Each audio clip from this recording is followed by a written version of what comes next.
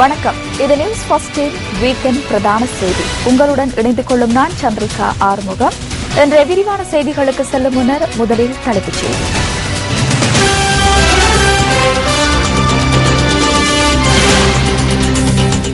சீரற்ற வானிலையால் உயிரிழந்தவர்களின் எண்ணிக்கை 17ஆக உயர்வு. 9 லட்சத்திற்கும் அதிகமானவர்கள் பாதிப்பு. 11 மாவட்டங்களில் தொடர்ந்து மண் சரிவு அபாய எச்சரிக்கை. சுற்று நிருபங்கள் மற்றும் நிதி நியதி சட்டங்களை கவனத்தில் கொள்ளாது பாதிக்கப்பட்ட மக்களுக்கு உடனடி நிவாரணத்தை வழங்குமாறு ஜனாதிபதி பணிப்புரை. அரசாங்கம் எந்தவித பிரசாரங்களை முன்னெடுத்த போதிலும் மக்களின் மனசாட்சி 8ஆம் திகதி செயற்படும். மைத்ரிபால சிறிசேன தெரிவிப்பு. இனவாதத்திற்கு எதிராகவிருந்த அமைச்சர் பெசில் ராஜபக்சவின் நட்பை இழந்துள்ளதாக முன்னாள் அமைச்சர் ரிஷாட் பதியுதீன் தெரிவிப்பு.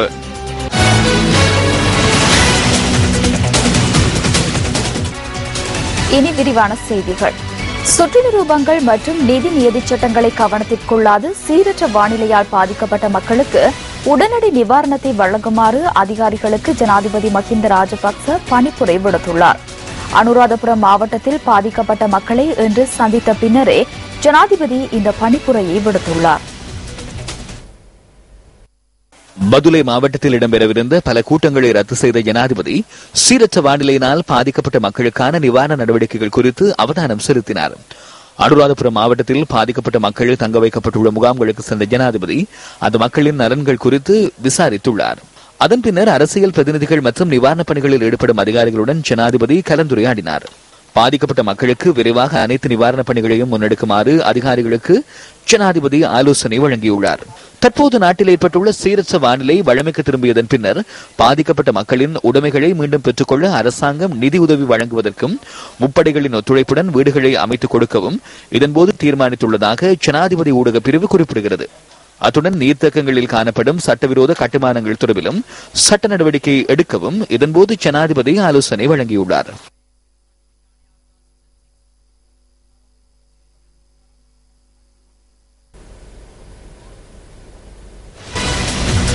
ஒன்பது லட்சத்து 37,000 பேர் கடும் மழையுடன் கூடிய வானிலையினால் பாதிக்கப்பட்டுள்ளமை குறித்து மக்கள் அதிக கவனம் செலுத்தி வருகின்றனர். பதுளை மாவட்டத்தில் மண் சரிவு மற்றும் மண்மேடு சரிந்து வீழ்ந்தமையினால் உயிரிழந்தவர்களின் எண்ணிக்கை 7ஆக அதிகரித்துள்ளது. ஏனைய பகுதிகளில் 10 பேர் உயிரிழந்துள்ளதுடன் மொத்தமாக சீரற்ற வானிலையினால் 17 பேர் உயிரிழந்துள்ளனர். 11 மாவட்டங்களில் விடுக்கப்பட்டுள்ள மண் சரிவு எச்சரிக்கை தொடர்ந்தும் நீடிக்கப்பட்டுள்ள அதேவேளை மண் சரிவு அனர்த்த வலயமாக பதுளை மாவட்டம் அடையாளப்படுத்தப்பட்டுள்ளது. மதுளை ரில்பொல மெதகம பகுதியில் ஏற்பட்ட மண் சரிவில் காணாமற் போனவர்களை தேடும் பணிகள் தொடர்ந்து முன்னெடுக்கப்பட்டு வருகின்றன. காணாமற் போன தாதியொருவரும் அவருடைய குழந்தை மற்றும் சகோதரர் ஆகியோரின் சடலங்கள் இன்று கண்டெடுக்கப்பட்டன. மண்மேட்டில் சிக்குண்டவர்களை தேடும் பணிகள் தொடர்ந்து முன்னெடுக்கப்பட்டு வருகின்றன. பதுளை உடுவர 7ஆம் கட்டை பகுதியில் மண்மேடொன்று சரிந்து வீழ்ந்ததில் சிக்குண்ட 2 தேடும் பணிகள் ஆரம்பிக்கப்பட்டுள்ளதாக எமது செய்தியாளர் குறிப்பிடுகின்றார். இதேவேளை பதுளை சுபோதகும பகுதியில் மண்மேடொன்று சரிந்து வீழ்ந்ததில் காணாமற் போன 2 தேடும் பணிகள் உரிய முறையில் முன்னெடுக்கப்படவில்லை என தெரிவித்து பிரதேச மக்கள் ஆர்ப்பாட்டம் ஒன்றை முன்னெடுத்தனர். இதேவேளை நீர்ப்பாசன திணைக்களத்துக்கு கீழுள்ள 63 பிரதான நீர்த்தேக்கங்கள் வான் பாய்கின்றன. நாட்டில் தற்போது ஏற்பட்டுள்ள சீரற்ற வானிலையால் பொலனர்வை மட்டக்களப்பு பிரதான வீதி 8வது நாளாகவும் தடைப்பட்டுள்ளது. மணம்பிட்டிய கலேல பகுதியின் ரயில் மார்க்கம் நீரில் மூழ்கியதுடன் வெள்ளத்தினால் பாதிக்கப்பட்ட பகுதிகளுக்கு நியூஸ் ஃபர்ஸ்ட் குழாத்தினருக்கு செல்வதற்கு சந்தர்ப்பம் கிட்டியது.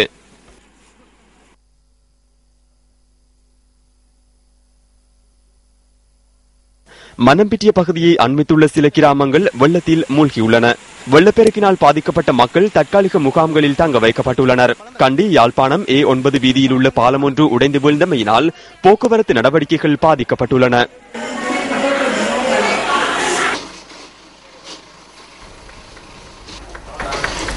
இதேபோல நாட்டில் நிலவும் சீரற்ற வானிலை காரணமாக வடக்கு, கிழக்கு மற்றும் மலையகம் உள்ளிட்ட மேலும் பல பகுதிகளிலும் மக்களின் இயல்பு வாழ்க்கை பாதிக்கப்பட்டுள்ளது. பண்டாரவளியில் 150 குடும்பங்களைச் சேர்ந்த 577 பேர் பாதிக்கப்பட்டுள்ளதுடன் இவர்கள் 6 தற்காலிக முகாம்களில் தங்க வைக்கப்பட்டுள்ளதாக இடர் முகாமைத்துவ மத்திய நிலையம் தெரிவிக்கின்றது. மிடில் டிவிஷன் பகுதியில் நேற்றிரவு ஏற்பட்ட மண்சரிவு காரணமாக சுமார் 66 குடும்பங்களைச் சேர்ந்த 259 பேர் நாய்பத்த நம்பர் 1 தமிழ் வித்தியாலயத்தில் தங்கியுள்ளனர்.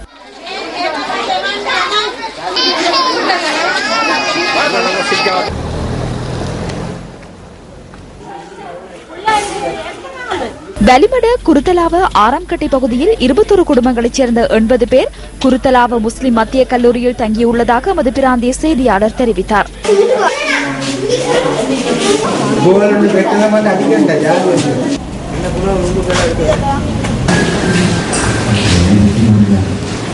பொகவந்தலாவ ஓல்டி கீழ்பிரிவு தோட்டத்தில் மண்சரிவு அபாயம் காரணமாக 11 குடும்பங்களைச் சேர்ந்த 35 பேர் ஓல்டி தமிழ் வித்தியாலயத்தில் தங்க வைக்கப்பட்டுள்ளனர்.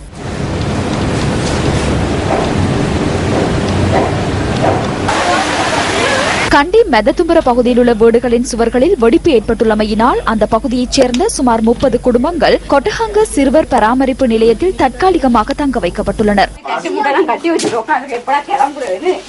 கோணவெள்ளை ஆற்று நீர் குடியிருப்புகளில் புகுந்துள்ளமையினால் சுமார் 7 குடும்பங்கள் பாதுகாப்பான இடங்களில் தங்க வைக்கப்பட்டுள்ளனர்.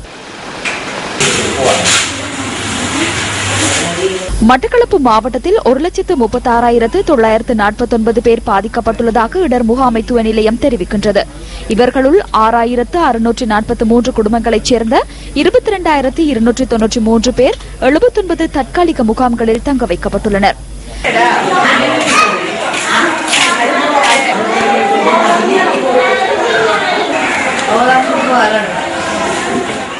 வீடுகளுக்குள் வெள்ளம் உட்புகுந்தமையினால் இவர்களுக்கு இடம்பெயர வேண்டிய நிலை ஏற்பட்டுள்ளது. 2 தற்காலிக முகாம்களில் தங்கியுள்ளதாக எமது செய்தியாளர் குறிப்பிட்டார். மட்டக்களப்பு மகளூர் முனை கிராமம் வெள்ளத்தில் மூழ்கியுள்ளமை காரணமாக சுமார் 125 குடும்பங்கள் இடம்பெயர்ந்து பாடசாலையில் தங்கியுள்ளனர். இதேவேளை ஒந்தாச்சி மடம் விநாயகர் வித்தியாலயத்தில் சுமார் 100 குடும்பங்கள் தங்கியுள்ளதாக எமது பிராந்திய செய்தியாளர் குறிப்பிட்டார்.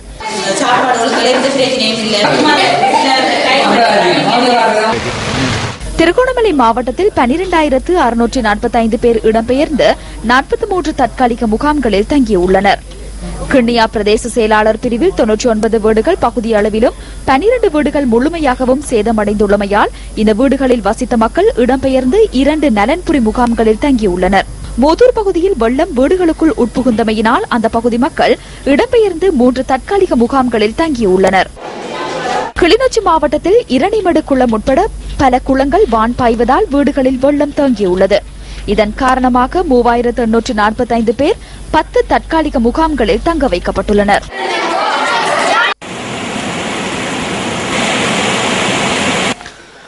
வெளிமடை பதுளை பிரதான வீதியில் ஹூகுல் போல வெலேவெல பகுதியில் வீதி தாளிறங்கியுள்ளது.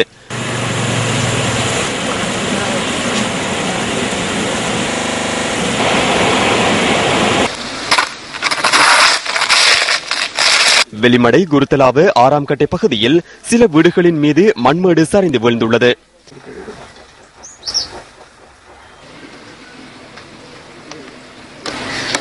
கண்டி மெததும்பர பிரதேச செயலகத்திற்குட்பட்ட ரங்கல கொட்டகங்க பகுதியில் ஆற்று நீர் பெருக்கெடுத்துள்ளமையால் ஆற்றுக்கு அருகில் உள்ள நிலம் தாளிறங்கியுள்ளது. கண்டி திகன பகுதியில் பெய்து வரும் கடும் மழை காரணமாக திகன நகரில் உள்ள குடியிருப்புகளில் வெடிப்புகள் ஏற்பட்டுள்ளதுடன் மாடி வீடொன்று முழுமையாக உடைந்து வீழ்ந்துள்ளது.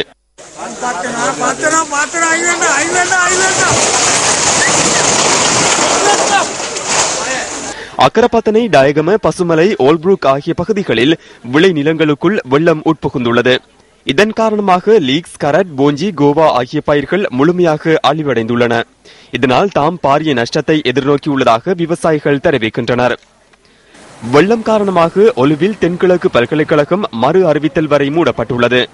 பலத்த மழையை அடுத்து ஆறு பெருக்கெடுத்துள்ளமையால் பல்கலைக்கழகத்திற்குள் வெள்ளம் புகுந்துள்ளதாக தென்கிழக்கு பல்கலைக்கழக பதிவாளர் தெரிவித்தார். பல்கலைக்கழக கட்டடங்களுக்குள் சுமார் 4 அடி உயரத்திற்கு வெள்ளம் தேங்கியுள்ளதால் பாதுகாப்பு கருதி மாணவர்கள் விடுதிகளில் இருந்து வெளியேறியுள்ளனர்.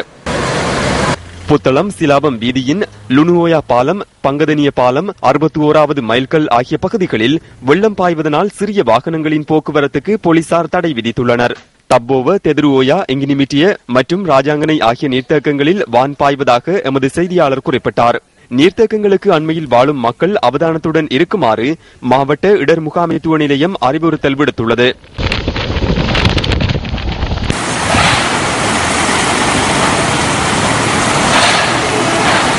மட்டக்களப்பு நகர் பகுதி மற்றும் பஸ் நிலையமும் வெள்ளத்தில் மூழ்கியுள்ளது.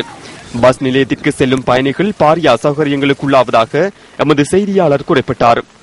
வவுணதீவு பகுதிக்கு செல்லும் தரைவழி பாதை முற்றாக துண்டிக்கப்பட்டுள்ளமையால் மாநகர சபையால் படகு சேவை முன்னெடுக்கப்பட்டு வருகின்றது.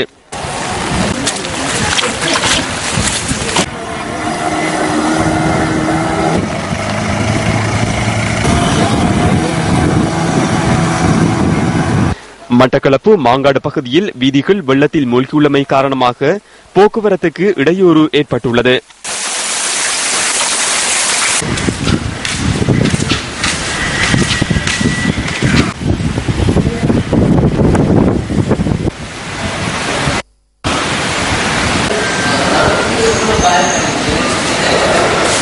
பட்டிருப்பு பாலத்திலிருந்து கட்டிரம்பூச்சி மரத்தடி சந்தி வரையான வீதியை மூடி வெள்ளம் பாய்வதால் படுவான்கரைக்கும் எழுவான்கரைக்கும் இடையிலான தரைவழி போக்குவரத்து முற்றாக பாதிக்கப்பட்டுள்ளது.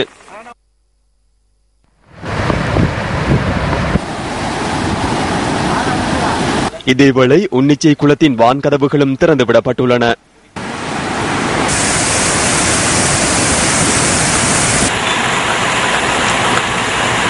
காவத்தமணி பிரதேசத்தின் ஊடாக வாகனேறி வயல் நிலங்களுக்கு செல்லும் பிரதான வீதி வெள்ளத்தில் மூழ்கியுள்ளமையால் போக்குவரத்து முற்றாக தடைப்பட்டுள்ளது. கிண்ணியா இறால்குழி வீதி முற்றாக நீரில் மூழ்கியுள்ளதால் மக்களின் போக்குவரத்து முற்றாக பாதிக்கப்பட்டுள்ளது. கட்டைப்பறிச்சான் இறால் பாலம் முற்றாக மூழ்கியுள்ளதால் அம்மன் நகர் கட்டைப்பறிச்சான் முதலான பிரதேசங்களுக்கான தரைவழி போக்குவரத்து தடைப்பட்டுள்ளது. அத்துடன் பல்லாயிரம் ஏக்கர் வயல் நிலங்களும் நீரில் மூழ்கியுள்ளன. மூதூரில் அடைமழை காரணமாக மக்களின் இயல்பு நிலை பாதிக்கப்பட்டுள்ளது. தாழ்நில பகுதிகள் வெள்ளத்தில் மூழ்கியுள்ளதுடன் போக்குவரத்து நடவடிக்கைகளும் பாதிக்கப்பட்டுள்ளன.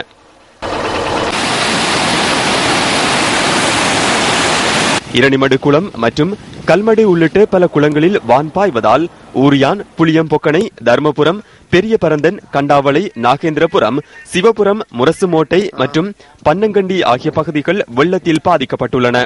இதேவேளை கண்டாவளைக்கு செல்லும் பிரதான வீதியின் மேலாக நீர் பாய்வதால் போக்குவரத்து முற்றாக பாதிக்கப்பட்டுள்ளது.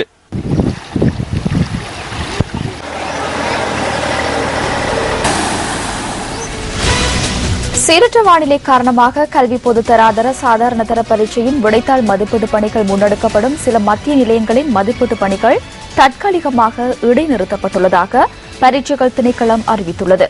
அதிக மழையால் பாதிக்கப்பட்டுள்ள 11 நகரங்களில் உள்ள மதிப்பீட்டு நிலையங்களின் பணிகளே பிற்போடப்பட்டுள்ளதாக உதவி பரீட்சைகள் ஆணையாளர் எஸ். பிரணவதாசன் தெரிவிக்கின்றார். வெள்ளத்தால் பாதிக்கப்பட்டவர்களுக்கு நிவாரணம் வழங்குவதற்கு கட்சி பேதமின்றி ஒன்றிணைய வேண்டும் என ஐக்கிய தேசிய கட்சியின் பிரதி தலைவர் சஜித் பிரேமதாச தெரிவிக்கின்றார். ஹம்பந்தோட்டை திசமகாராம பகுதியில் பாதிக்கப்பட்ட மக்களுக்கு பாராளுமன்ற உறுப்பினர் சஜித் பிரேமதாச உலர் உணவுகளை இன்று பகிர்ந்தளித்தார்.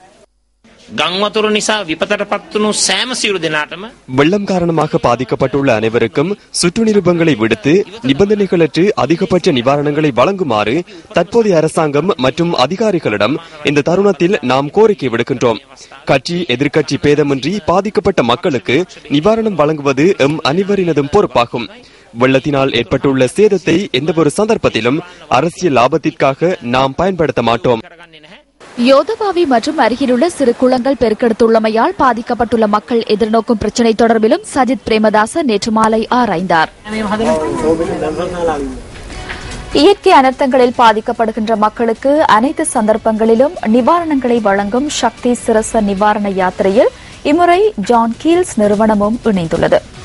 சக்தி சிரச ஜான் கீல்ஸ் நிவாரண யாத்திரை என பெயரிடப்பட்டு நிவாரண உதவிகள் இம்முறை பாதிக்கப்பட்ட மக்களுக்கு வழங்கப்பட உள்ளன. நிவாரண யாத்திரை தொடர்பான தகவல்களுடன் நேரடியாக இணைந்து கொள்கின்றார் எமது அலுவலக செய்தியாளர் சிசிரகுமார் கிருஷாந்த் ராஜ். வணக்கம் கிருஷாந்த் ராஜ். நன்றி சந்திரிகா. நாட்டில் நிலவுகின்ற சீரற்ற வானிலை காரணமாக 9 லட்சத்திற்கும் அதிகமான மக்கள் பாதிக்கப்பட்டிருக்கின்றார்கள். 80,000த்திற்கும் அதிகமான மக்கள் தங்களுடைய சொந்த இடங்களை விட்டு வெளியேறி இருக்கின்றார்கள். ஆகவே பாதிக்கப்பட்ட மக்களுக்கு நேசக்கரம் நீட்டும் நோக்கில் சக்தி சிரச நிவாரண யாத்திரையை இந்த தடவையும் முன்னெடுப்பதற்கு நடவடிக்கைகள் எடுக்கப்பட்டிருக்கின்றன. அந்த வகையில் வரையறுக்கப்பட்ட கேபிட்டல் மகாராஜா நிறுவனம் மற்றும் ஜோன் கீல்ஸ் நிறுவனம் ஆகியன ஒன்றிணைந்து சக்தி சிரச நிவாரண யாத்திரையை இந்த தடவை முன்னெடுத்திருக்கின்றது. பாதிக்கப்பட்ட மக்களுக்கான பொருட்கள் தற்போது பொதி செய்யும் நடவடிக்கைகள் இடம்பெற்றுக் கொண்டிருக்கின்றன. வரையறுக்கப்பட்ட கேபிட்டல் மகாராஜா நிறுவனத்தின் தலைமை அலுவலக வளாகத்தில் பொதி செய்யும் நடவடிக்கைகள் இடம்பெற்றுக் கொண்டிருக்கின்றன.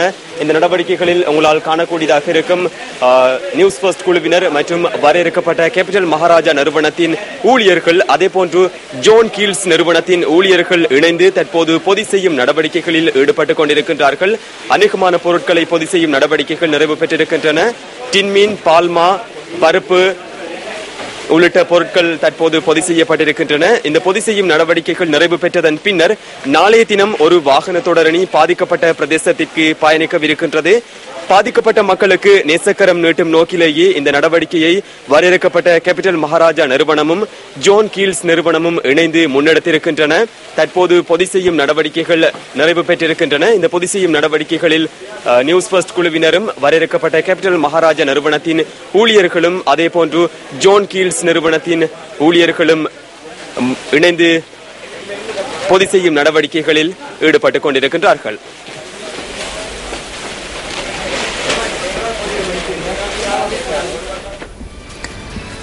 திருகோணமலை கிண்ணியா குறிஞ்சாங்கேணி பாலத்தில் பயணித்த உளவு இயந்திரம் ஒன்று இன்று மாலை நீரில் அடித்துச் செல்லப்பட்டுள்ளது. பலத்த மழையால் ஏற்பட்ட வெள்ளம் காரணமாக குறிஞ்சாங்கேணி பாலத்தின் மீது பயணிக்க வேண்டாம் என ஏற்கனவே மக்களுக்கு அறிவுறுத்தல் விடுக்கப்பட்டிருந்ததாக திருகோணமலை மாவட்ட செயலாளர் மேஜர் ஜெனரல் TTRD சில்வா தெரிவித்துள்ளார். இந்த அறிவுறுத்தலை பொருட்படுத்தாது இன்று மாலை 6:45 அளவில் செலுத்தப்பட்ட உளவு இயந்திரமே நீரில் அடித்துச் செல்லப்பட்டதாக அவர் குறிப்பிட்டுள்ளார். நீரில் அடித்துச் செல்லப்பட்டவர்களை தேடும் பணிகள் ஆரம்பிக்கப்பட்டுள்ளதாகவும் மாவட்ட செயலாளர் கூறியுள்ளார். இந்த நடவடிக்கைக்கு கடற்படையினர் மற்றும் ராணுவத்தினரின் ஒத்துழைப்பும் பெறப்பட்டுள்ளது.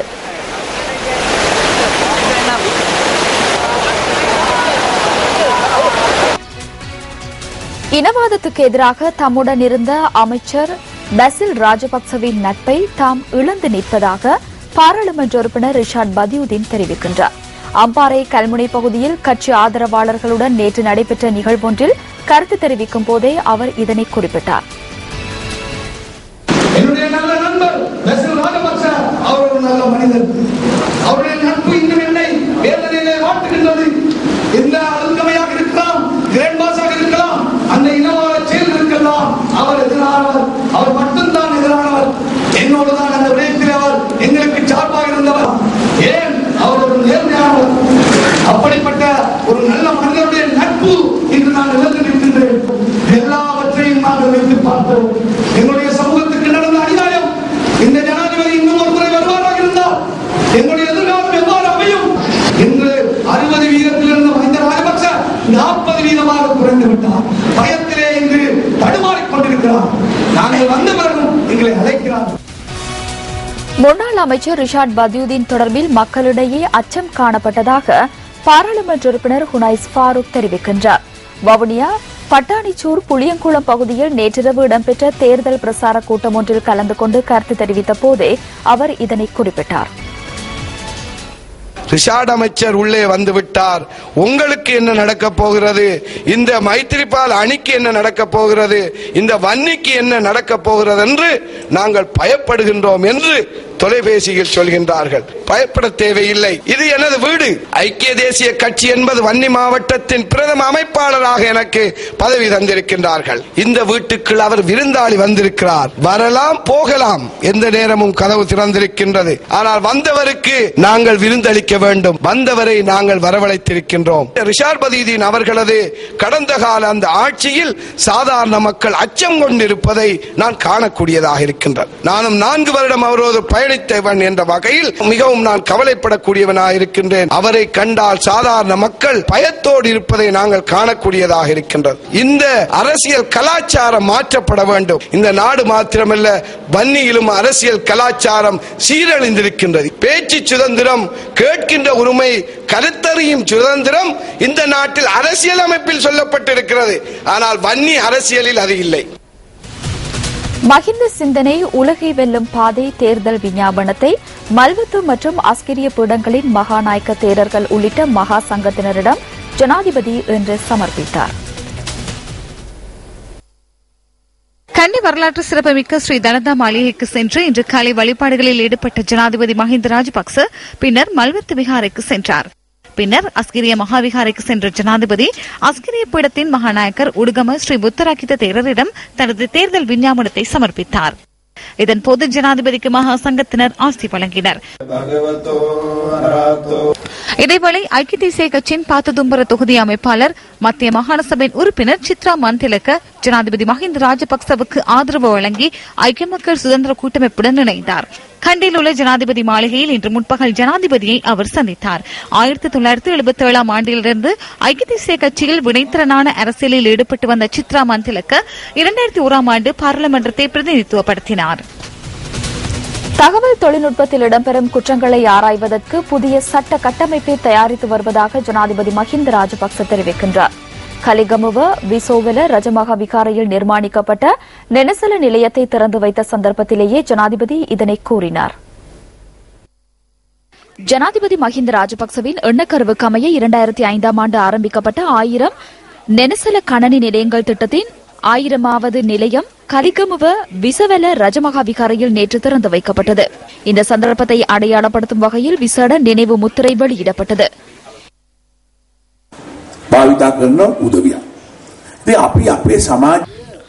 தகவல் தொழில்நுட்பத்தை தவறான வகையில் பயன்படுத்துவோர் 100க்கு சிலர் இருக்கின்றனர். அதிலிருந்து எமது சமூகத்தை பாதுகாக்கும் திட்டம் ஒன்று அவசியமாகும். தகவல் தொழில்நுட்பத்தினூடாக இடம்பெறும் குற்றங்கள் தொடர்பில் ஆராய்வதற்கு தற்போது புதிய சட்டம் குற்ற பிரிவு ஒன்று உள்ளது. தற்போது வேறு போலீஸ் பிரிவு ஒன்றை நாம் ஆரம்பித்து அவர்களுக்கான சட்ட திட்டம் ஒன்றையும் தயாரித்து வருகிறோம். போலீஸ் ආරම්භ කරලා උන්ට නීතිමය වැඩපිළිවෙලකුත් අපි සකස් කරමින් යනවා.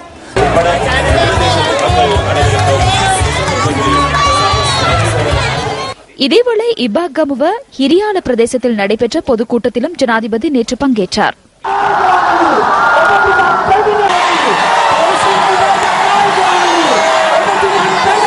මේ මැතිවරණය ඉතාම තීරණාත්මක මැතිවරණයක් බවට පත් වෙලා තියෙනවා. ඒක වඩාත් තීරණාත්මක වූනේ தீர்மானமிக்க தேர்தலாக இந்த தேர்தல் தற்போது மாறியுள்ளது. நாட்டின் பாதுகாப்பு தொடர்பில் காணப்படும் பிரச்சனையுடன் இந்த தேர்தல் மிகவும் தீர்மானமிக்கதாக மாறியது என நான் நம்புகிறேன். தேசிய பாதுகாப்புடன் விளையாடுவதற்கு எவருக்கும் இடமளிக்கப்பட மாட்டாது. உங்களுக்காக மாத்திரம் நீங்கள் வாக்களிக்கவில்லை, உங்கள் எதிர்காலத்திற்காகவே நீங்கள் வாக்களிக்கின்றீர்கள். பிறக்க உள்ள குழந்தைக்காக இந்த நாட்டை பாதுகாக்கும் பொறுப்பு உங்களுக்கு உள்ளது. நீங்கள் மிகவும் சிந்தனையுடன் புத்திசாதுரியமாகவும் இந்த வாக்கினை பயன்படுத்த வேண்டும். நாட்டின் பாதுகாப்பை நம்பிக்கையான ஒருவரிடம் ஒப்படையுங்கள். வெளிநபர் ஒருவருக்கு வழங்க முடியாதல்லவா? நீங்கள் நம்பக்கூடிய நபர் யார் என்பதை புதிதாக நான் கூற வேண்டியதில்லை. 2005 ஆண்டிலும் நீங்கள் என் மீது நம்பிக்கை வைத்தீர்கள்.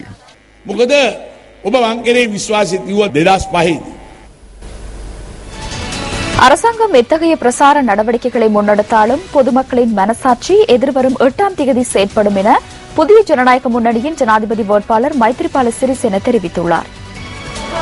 பேருவளையில் நேற்று இந்த கூட்டம் இடம்பெற்றது.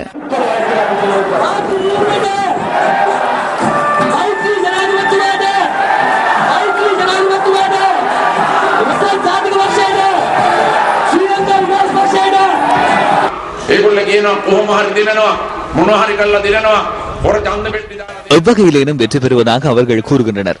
கள்ள வாக்குகள், வாக்குச்சீட்டுகளை கொள்ளையிட்டு வெற்றி பெறுவதாக கூறுகின்றனர். இவை யாவும் உங்களது வெற்றிக்குரிய மனநிலையை உடைப்பதற்காகவே என கூறுகின்றனர். அதற்கு நாங்கள் இடமளிக்கப் போவதில்லை. எவ்வாறாவது வெற்றி பெறுவதற்கு நாங்கள் இடமளிக்கப் போவதில்லை. இந்த அரசாங்கம் எந்த அளவுக்கு நாட்டை சீரழித்துள்ளது. அமைச்சரவையில் 5 அமைச்சர்கள் உள்ளனர். எத்தனால் கொண்டு வருவதற்கு அவர்களின் உறவினர்களுக்கு அனுமதி உள்ளது. இவர்கள் வேறு நபர்களின் பெயர்களில் பெற்றுக் கொண்டுள்ளனர். கடந்த காலங்களில் நீங்கள் கண்டிருப்பீர்கள், பிரதேச சபைகளின் உறுப்பினர்கள் மற்றும் மாகாண அமைச்சர்கள் உட்பட முக்கியஸ்தர்கள் எத்தனை பாலியல் பலாத்காரங்களில் ஈடுபட்டனர், எத்தனை கொலைகள், எதனால் கொண்டு வந்து துறைமுகத்தில் சிக்கிய சம்பவங்கள் எத்தனை. இவர்களில் யாருக்கும் தண்டனை வழங்கப்படவில்லை. ஒருவருக்கு கூட குற்றப்பத்திரிகை இல்லை. அவர்கள் அனைவருமே மஹிந்த ராஜபக்ச குடும்பத்தின் செல்ல பிள்ளைகளாக உள்ளனர்.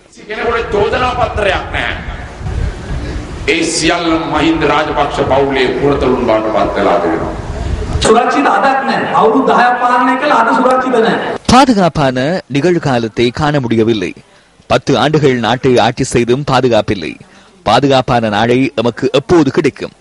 நாடு அல்ல, இந்த குடும்பமே பாதுகாப்பாக உள்ளது. நாளையும் இந்த குடும்பம் பாதுகாக்கப்பட வேண்டுமானால் மஹிந்த ராஜபக்சவிற்கு வாக்களியுங்கள்.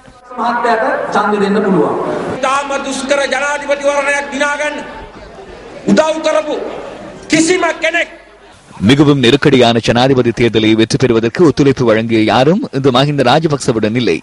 அனைவரும் 8ஆம் தேதி அவரை தோல்வியடைய செய்ய மனப்பூர்வமாக ஒன்றிணைந்துள்ளனர். ஏன் இந்த மாற்றம்? அவரை தூக்கிவிட்டவர்களை உதைத்து எரிந்ததனூடாக அவரது நன்றிக்கடனின் அளவு வெளிப்பட்டுள்ளது.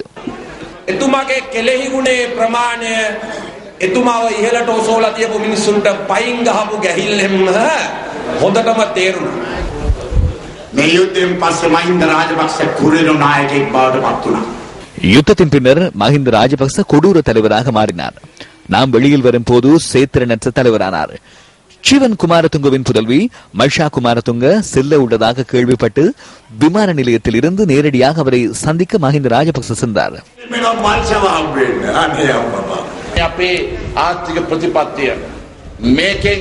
எமது பொருளாதார கொள்கையை முன்வைத்துள்ளோம்.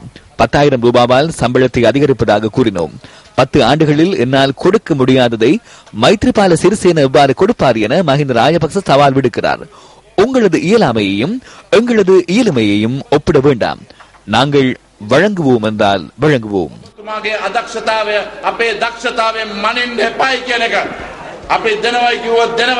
இதேவேளை நேற்று அம்பலங்குடையிலும் கூட்டம் ஒன்று இடம்பெற்றது.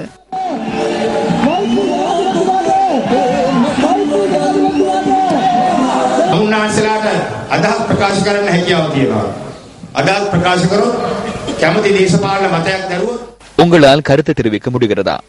கருத்து தெரிவித்து அரசியல் நிலைப்பாட்டை முன்வைத்தால் தொழிலுக்கு சிக்கல் இல்லையா? பிள்ளைகளுக்கு பாடசாலை கிடைக்காத நிலை இல்லையா? நீங்கள் மௌனமாக கொடுப்பதை உண்டுவிட்டு இருப்பதே ஆட்சியாளருக்கு தேவை. சட்டமுள்ள நாட்டை உங்களுக்கு நாங்கள் வழங்குவோம். பயங்கரவாதத்தை நிறைவு செய்து நன்மையை மக்களுக்கு வழங்கியுள்ளதாக பாதுகாப்பு செயலாளர் கோட்டாபய ராஜபக்ச தெரிவிக்கின்றார். கோட்டை பகுதியில் இன்று நடைபெற்ற நிகழ்வொன்றில் கலந்து கொண்டு உரையாற்றிய போதே அவர் இதனை குறிப்பிட்டார். கோட்டை ஐக்கிய அபிவிருத்தி அமைப்பின் 7வது ஆண்டு நிறைவை முன்னிட்டு பாடசாலை உபகரணங்களை பகிர்ந்தளிக்கும் நிகழ்வு கோட்டை ஜனாதிபதி கல்லூரியில் நடைபெற்றது. විපක්ෂය කතා කරන විදියට බැලුවම හරියට ජනාධිපතිතුමා අවුරුදු 20ක් 25ක් මේ රටේ හිටියා වගේ තමයි කතා කරන්නේ. ඒ විනාශකරු ප්‍රභාකරන් ගැන වර්ණනා කරනවා. 20 அல்லது 25 வருடங்கள் ஜனாதிபதி இந்த நாட்டை ஆட்சி செய்ததை போன்றே எதிர்க்கட்சிகள் கருத்து தெரிவிக்கின்றன. அளிக்கப்பட்ட பிரபாகரன் தொடர்பில் வர்ணிக்கின்றனர். எனினும் பயங்கரவாதத்தை தோற்கடித்த தலைவரை ஊழல் நிறைந்தவர், திருடர் என கதைக்கின்றனர்.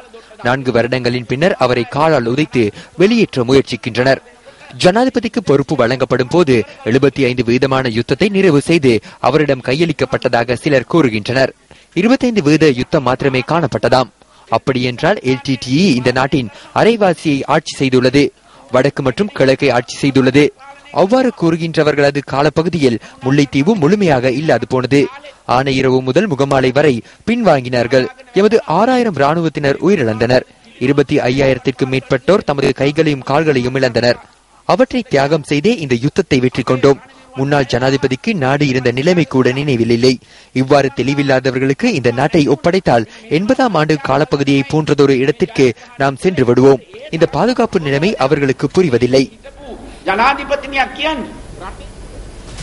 வெளிநாடுகளில் உள்ள சிரேஷ்ட ராணுவ உறுப்பினர்களை அழைத்து பாதுகாப்பு சபையை வலுப்படுத்துவதாக ஜனாதிபதி வேட்பாளர் மைத்ரிபால சிறிசேன தெரிவிக்கின்றார்.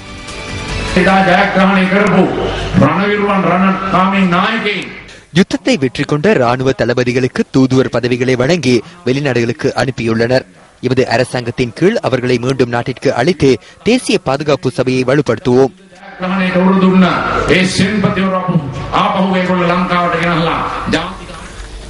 பெருந்தோட்ட மக்களுக்கு 50,000 வீடுகளை அமைத்து கொடுப்பதாக உறுதியளித்த ஜனாதிபதி அதற்காக 50% ஏனும் ஒதுக்கவில்லை என ஜனநாயக மக்கள் முன்னணியின் தலைவர் மனோ கணேசன் தெரிவிக்கின்றார். எட்டியாந்தோட்டை பகுதியில் நேற்று நடைபெற்ற நிகழ்வொன்றில் கலந்து கொண்டு உரையாற்றிய போதே அவர் இதனை குறிப்பிட்டார். 2013ஆம் வருடத்திலே ஜனாதிபதி அவர்கள் நிதியமைச்சரிட முறையிலே மலையக மக்களுக்கு 50,000 வீடு கட்டிக் கொடுப்பதாக உறுதியளித்தார். சொல்லி இப்ப 2 வருடமாக இருக்கின்றது. 50,000 வீடுகளை கட்டித்தர சொல்லி ஜனாதிபதி அவர்கள் அதுக்கு பிறகு 50% கூட ஒதுக்கவில்லை. மைத்ரிபால சிறிசேன அவர்களுக்கு ஆதரவளித்து அது மூலமாக காணி உரிமை வெற்றி உறுதிப்படுத்திய பிறகுதான் இனிய நண்பர் ஆர்வம் தொண்டமான் அவர்கள் கோட்டாபய ராஜபக்சவை அழைத்து சென்று மீறியவதை பகுதியிலே அடிக்கல் நாட்டியிருக்கின்றார். கூண்டுராய பகுதியிலே பாருங்கள், தீ விபத்து நிகழ்ந்து நமது மக்களின் கடை தொகுதி எரிந்து நாசமா போயிருந்தது. அதை யாரும் கவனிக்கவே இல்லை. இப்பொழுது நாங்கள் இங்கே இந்த உரிமையை உறுதிப்படுத்திய பிறகுதான் அரசாங்கத்தின் அதிகாரிகள் அழைத்து சென்று அடிக்கல் நாட்டியிருக்கின்றார். ஆர்வம் தொண்டமான் அவர்கள் இது செய்தாலும் கூட அதுக்கான பெருமை எங்களுக்கு தான் வர வேண்டும் என்றால் தூங்கிக் கொண்டிருப்போர் நாங்கள் தட்டி எழுப்பியிருக்கின்றோம். ஐக்கிய தேசிய கட்சியின் வேறுவலை அமைப்பாளர் இஃப்திகார் ஜெமிலின் வீட்டின் மீது நேற்றிரவு தாக்குதல் மேற்கொள்ளப்பட்டுள்ளது. சம்பவத்தில் அவர் காயமடைந்துள்ளதுடன் வீட்டுக்கும் சேதம் ஏற்பட்டுள்ளது.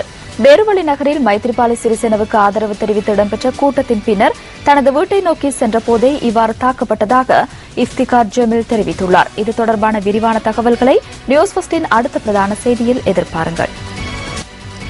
இலங்கை முஸ்லிம்களின் எதிர்காலம் என்ற துணைப்பொருளின் கீழ் அம்பாறை அக்கரைப்பற்றில் நேற்று நிகழ்வொன்று ஏற்பாடு செய்யப்பட்டிருந்தது. இலங்கையில் உள்ள முஸ்லிம் ஊடகவியலாளர்கள் இந்த கலந்துரையாடல் நிகழ்வில் கலந்து கொண்டனர். முஸ்லிம் சமூகம் எதிர்நோக்கும் சவால்கள் தொடர்பில் இதன்போது கலந்துரையாடப்பட்டது. இந்த நிகழ்வில் சக்தி எஃப்எம்மின் அறிவிப்பாளர் ST ரவுஃப் கௌரவிக்கப்பட்டார். அதேபோன்று சக்தி எஃப்எம்மினுடைய முகாமையாளராக இருந்து கொண்டிருக்கிறார். இதுடன் நியூஸ் ஃபர்ஸ்ட் 8 மணி வீக்கெண்ட் பிரதான செய்தி நிறைவு பெறுகின்றது. வணக்கம்.